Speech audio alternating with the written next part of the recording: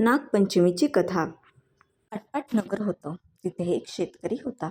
त्याच्या शेतात एक नागाचं वारूळ होतं. श्रावण मासाला नागपंचमीचा दिवस. शेतकरी आपला नित्याप्रमाणे नांगर घेऊन शेतात गेला. नांगरता नांगरता काय झालं, वारुळाची नागांची नागकुळं होती. त्यांना नांगराचा फाळ लागला व ती लवकरच मेली. काही वेळाने नागिन तिथं आली. आपलं वारूळ पाहू लागली. तो तिथं वारूळ नाही आणि पिल्लेही नाहीत. इकडे तिकडे पाहू लागली तर तिला रक्ताने भिजलेला नांगराचा फाळ दिसला. तसं तिच्या मनात आलं, ह्या शेतकऱ्याच्या नांगरानं माझी पिल्लं मेली, ह्या शेतकऱ्याचा निर्वंश करावा असं तिच्या मनाने घेतले. फणफणतच ती शेतकऱ्याच्या घरी गेली. मुलाबाळांना, लेकी सुनांना आणि शेतकऱ्याला दंश केला. त्याचबरोबर सर्वजण मरून पडले. पुढे तिला समजलं की त्याची एक परगावी मुलगी आहे, तिला जाऊन दंश करावा म्हणून ती निघाली. ज्या गावी मुलगी दिली होती तिथे ती आली. तिच्या घरी येऊन पाहिलं तर काय, त्या बाईने पाटावर नागिन व त्यांची 9 नागकुळं काढली आहेत. त्यांची पूजा केली आहे. दुधाचा नैवेद्य दाखवला आहे. नागाला लाह्या, दुर्वा वगैरे वाहिले आहेत. दुधाचा नैवेद्य दाखवला आहे. नागाला लाह्या, दुर्वा वाहिले आहेत. पूजा पाहून नागिन संतुष्ट झाली. दूध पिऊन समाधान पावली.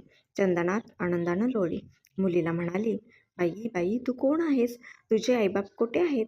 इतकं म्हटल्यावर तिने डोळे उघडले व प्रत्यक्ष नागिन समोर पाहून ती घाबरली. नागिन म्हणाली, अगं भिवू नकोस, विचारलेल्या प्रश्नांची उत्तरं दे.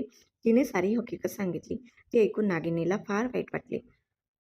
ती मनात म्हणाली, ही आपल्याला इतक्या भक्तीने पूजित आहे, आपलं व्रत पाळत आहे आणि हिच्या बापाचा आपण निर्वंश करण्याचं मनात आणलं आहे, हे काही चांगलं नाही. तिने मुलीला सारी हकीकत सांगितली. तिला फार वाईट वाटलं. मग तिने आईवडील जिवंत होण्याचा उपाय विचारला. नागिनीने तिला अमृत आणून दिलं. ते घेऊन ती त्याच दिवशी आपल्या माहेरी आली. तिने सर्वांच्या तोंडात अमृत घातलं. सर्व मंडळी जिवंत झाली. सगळ्यांना आनंद झाला. तिने वडिलांना घडलेली हकीकत सांगितली. तेव्हा त्यांनी विचारलं की व्रत कसं करावं.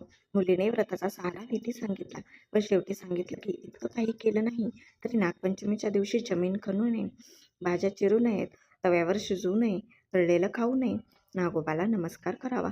तेव्हापासून शेतकरी नागपंचमी पाळू लागला. जशी नागिन त्यांना प्रसन्न झाली तशी तुम्हा आम्हा हो, ही साठा उत्तराची कहाणी. 5 उत्तरी फळ संपूर्ण.